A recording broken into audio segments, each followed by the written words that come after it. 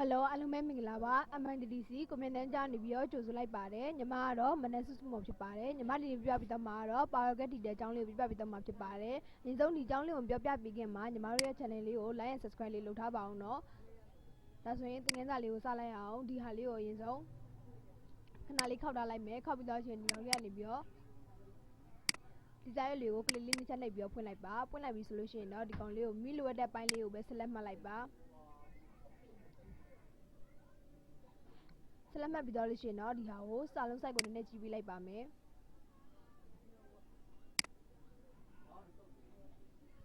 ဇုံမလေးကိုလာပြီးတော့နည်းနည်းချက်ပြီးလိုက်မယ်ဒီဆက်လက်ပန်ထားတဲ့နေရာလေးကိုပဲဒီညာလေးက home bar လေးကနေပြီးတော့ copy ယူလိုက်မယ်ယူပြီးတော့ရှင်ဘက်စာမျက်နှာလေးမှာကလေးလေးတစ်ချက်ချပြီးတော့ control V နဲ့ပြချလိုက်ပါဒီပုံစံနဲ့ရပြီဆိုလို့ရှိရင်ဒီ background လေးကို delete လေးနဲ့ဖြတ်ပေးလိုက်မယ်delete လုပ်လိုက်ပါလိုအပ်တာကတော့ဒီအပေါ်ဆုံးစာမျက်နှာစာကိုပဲလိုအပ်တာဖြစ်ပါတယ်ဒီဟာလေးတွေကိုဖြတ်ပေးလိုက်ပါမယ် delete လေးနဲ့ဖြတ်ပေးလိုက်ပါ keyboard ပေါ်က delete ကိုဖြတ်ပေးလိုက်ပါမျိုးပုံစံလေးရလာပြီဆိုလို့ရှိရင်တော့ဒီမှာ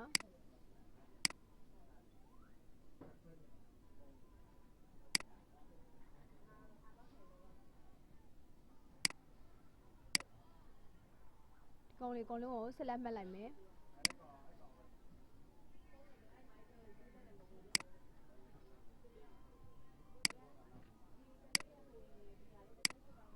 မျိုးလုပ်ပြီးတော့လို့ရှိရင်တော့ဒီညာလေးမှာဒီကောင်လူမျိုးညီချလို့ရပါတယ်နော်ဒီညာလေးမှာကလစ်ချပြီးတော့ရှင်တော့ enter ကိုခောက်ပြီးလိုက်ပါခောက်ပြီးတော့လို့ရှိရင်enter ကိုခောက်လိုက်လို့ရှိရင်ဒီညာလေးမှာနည်းနည်းလေးအကျဲလေးဖြစ်သွားပါတယ်တကယ်လို့ဒီဟာကိုပြန်ပြီးတော့နောက်ပြန်ဆုပ်ကျင်နေဆိုလို့ရှိရင်တော့ဒီညာလေးကိုလာပြီးတော့ဒီနေရာလေးမှာပေါ့နော် endo typing ဆိုပြီးတော့ပါပါတယ်ဒီကောင်ကိုလုပ်လို့ရတယ်လို့ keyboard ပွားဆိုလို့ရှိရင်တော့ control Z နဲ့လည်းပြန်ပြီးဆုပ်ပြီးလို့ရပါတယ် control Z ဆိုပြီးတော့ပြန်ဆုပ်ပြီးတော့ရှင်ဒီနေရာလေးမှာ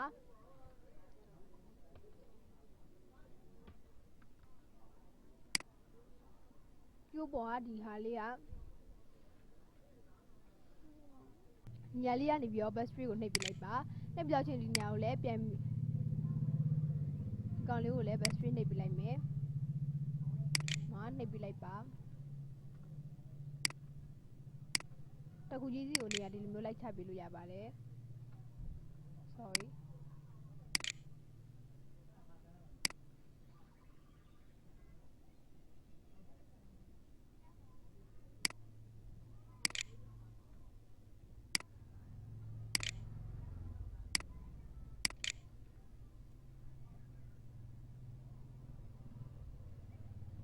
မျိုးလာလက်ပြီးတော့လို့ရှိရင်တော့ဒီနေရာလေးမှာဒီစာလုံးပုံစံလေးကိုပေါ့နော်အကုန်လုံးဆက်လက်မှတ်လိုက်ပါဆက်လက်မှတ်ပြီးတော့ရှင်ဒီမှာ align left ဆိုပြီးတော့ပေါ်ပါတယ် keyboard ပေါ်ဆိုလို့ရှိရင်တော့ control N နဲ့ပေါ့နော်ဒီမှာဘယ်ဘက်ကိုလှုပ်ပေးလို့ရပါတယ် control N နဲ့ဒီမှာဘယ်ဘက်ကိုလှုပ်ပေးလိုက်နောက်တစ်ခုအနေနဲ့ဒီနေရာလေးကိုကြတော့ center အလဲတက်တဲ့ကိုချကျင်နေဆိုလို့ရှိရင် center keyboard ပေါ်ဆိုလို့ရှိရင်တော့ control E ကိုနှိပ်ပေးလို့ရပါတယ်control E ညာလေးမှာကြတော့ align right ဆိုပြီးပေါ်ပါတယ်ညာဘက်ကိုရွှေ့ကျင်နေဆိုလို့ရှိရင်တော့ align right keyboard ပေါ်ဆိုလို့ရှိရင်တော့ control R ကိုနှိပ်ပေးလို့ရပါတယ်မျိုးလိုက်နှိပ်ပြီးတော့ရှင်တော့ဒီကောင်ကိုအရင်ဆုံးဆက်လက်မှတ်ထားရဲဆက်လက်မှတ်ထားတဲ့နေရာလေးကို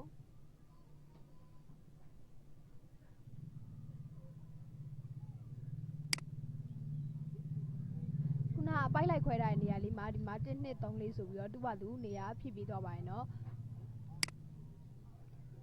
ဒါကြောင့်တစ်ပိုက်ချင်းစီကိုနံပါတ်တက်တာပဲဖြစ်ပါတယ်နောက်ထပ်တစ်ခုအနေနဲ့ဒီကောင်လေးကိုပြန်ပြီးတော့ထည့်ကြည့်ပါမယ်မျိုးတန်းတက်ပုံစံကိုထည့်ပေးလို့ရပါတယ်ငါတို့ဒီဟာမထည့်ချင်ဘူးဆိုလို့ရှိရင်တော့ဒီကိုအနိုအန်လေးဆိုပြီးတော့နန်းကိုနှိပ်ပြလိုက်ပါ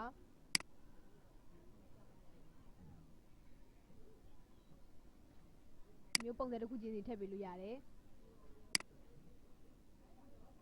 ဒီညာလေးမှာဒီပုံစံလေးကိုကိုချင်တယ်ဆိုလို့ရှိရင်တော့ border ရဲ့ shading လေးကိုဝင်လိုက်ပါဝင်ပြီးတော့ချင်းညာလေးမှာမိမိလိုအပ်တဲ့ပုံစံမျိုးကိုရွေးလိုက်ပါ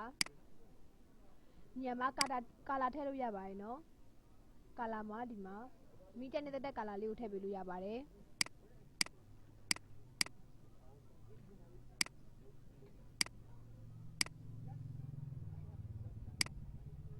ကာလာထည့်ပြီးတော့ရှင်တော့ okay ကိုနှိပ်ပြလိုက်ပါ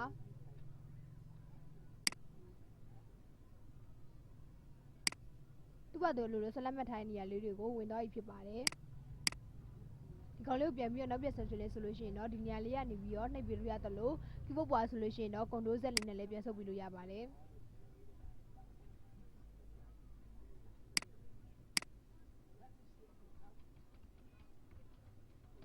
keyboard ပွား space bar လေးနဲ့လုပ်ပြလိုက်ပါ control Z နဲ့လည်းပြန်ဆုပ်ပြီးတော့ရှိရင်တော့ဒီနေရာလေးမှာကလေးလေးချတာပြလိုက်ပါချပြီးတော့ရှိရင်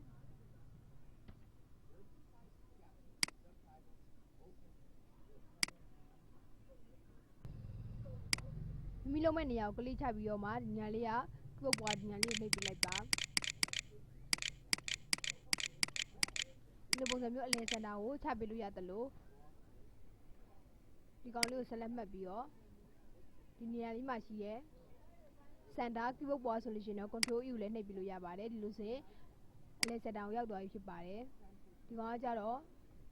ညာဘက်ကိုရွှေ့ချင်နေဆိုရင်တော့ align right ဆိုပြီးတော့ကုတ်ပွား control R ကိုလည်းနှိပ်ပြလို့ရပါတယ်မှာပါတခုချင်းစီလိုက်လုပ်ကြည့်လိုက်ပါ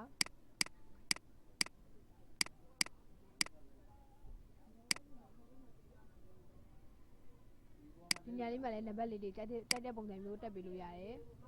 တက်တဲ့အခါမှာဆက်လက်မှတ်တဲ့နေရာလေးကိုပဲသူကနံပါတ်တက်တော့ပြီးမှဖြစ်ပါတယ်မှာဆက်လက်မှတ်တဲ့နေရာတစ်ခုပဲနံပါတ်တက်သွားပေးရဲတကယ်လို့တစ်ခုလုံးကိုလုပ်ချင်တယ်ဆိုလို့ရှိရင်တော့ဒီကောင်ကို control Z နဲ့နောက်ပြန်ဆုပ်ပြီးတော့ရှင်တော့အကုန်လုံးကိုဆက်လက်မှတ်လိုက်ပါမဆက်လက်မှတ်ပြီးတော့ရှင်တော့ဒီညလေးမှာမိလိုတဲ့ပုံစံကိုပဲထည့်ပေးလိုက်ပါမျိုးထည့်ပြီးတော့ရှင်ဒီကောင်ကိုတင်ထားမယ်ပေါ့နော် CS ဆိုပြီးတော့နေရာလေးမှာတင်ထားလိုက်ပါမယ် file ကနေပြီးတော့ CS ဆိုပြီးတင်တဲ့အခါမှာပေါ့နော် PDF file နဲ့စီပါမယ် input ကိုလည်းဝင်လိုက်ပါဝင်ပြီးတော့ရှင်ဒီမှာ create PDF ဆိုပြီးလုပ်လိုက်ပါအဲဆိုရင် PDF file နဲ့စီပါမယ်ဒီလိုရိုး file နဲ့စစ်ထားမယ်ဆိုလို့ရှိရင်ဒီဟာတစ်ခါတလေကြာရင်မိတင်ထားတဲ့နေရာကပြောင်းနေတတ်ပါတယ်ညာလေးမှာဒီ gate ဆိုပြီးရေးထားတယ်ရေးပြီးတော့ရှင်မိ PDF ဆိုပြီးတော့တစ်ခါတည်းဓာတ်ရိုက်ပေါ်လာဖြစ်ပါတယ်သူကတစ်ခါတည်းပေးထားပြီးသားဖြစ်ပါတယ်ပြီးတော့ရှင်တော့ option ဆိုတဲ့နေရာလေးမှာ current page ကိုရေးပြရမှာဖြစ်ပါတယ်တကယ်လို့စာရွက်တွေကအများကြီးဖြစ်နေဆိုရင်တော့ all ကိုနှိပ်ပြရမှာဖြစ်ပါတယ်ဒီမှာ current page ကိုရေးပြလိုက်မယ် document ဆိုပြီးတော့ okay ကိုနှိပ်ပြလိုက်ပါ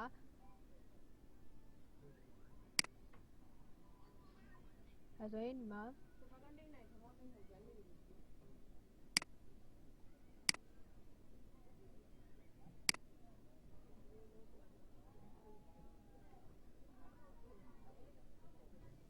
ခုနကတော့တင်ထားရဲ့ PDF နဲ့တင်ထားတဲ့ file လေးကိုတွားကြည့်ပါမယ်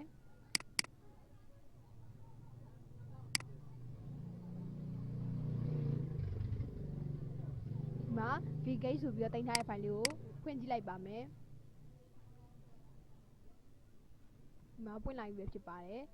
ဒါကကြတော့ PDF file နဲ့တင်ထားရဖြစ်ပါတယ်ဒါဆိုရင်ဒီဟာကို CS ကနေပြီးတော့ PDF file နဲ့တင်ရမယ်လို့ထင်ပါတယ်ဒီတင်ငယ်သားလေးကိုကြိုက်နေတဲ့ဆိုလို့ရှိရင်တော့ like and subscribe လေးလုပ်ထားပြီးတော့တောက်ဆိုချင်ပါတယ်เนาะကြည့်ရှုပေးရတဲ့အတွက်လည်းအားလုံးကျေးဇူးတင်ပါတယ်